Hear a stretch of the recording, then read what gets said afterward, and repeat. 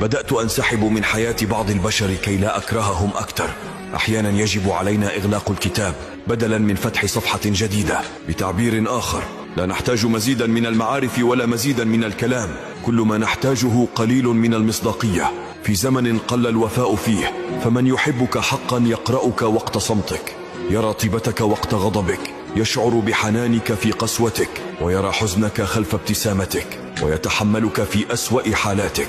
فلا تثق كثيرا بمكانتك في قلوب الناس. تستيقظ الناس كل يوم بمشاعر مختلفة، تتغير نظرتهم باستمرار، تتقلب عواطفهم في لحظة، فقد يتخلون عنك لأتفه الأسباب. يحبونك حين تكون بقربهم، وعندما تغيب عنهم تجدهم قد نسوك أو قد تم استبدالك. فاعلم أن الناس مراحل وليست بيوت، قد تطول مرحلة عن أخرى، لكنك في نهاية المطاف قد تعود إلى منزلك وحيدا.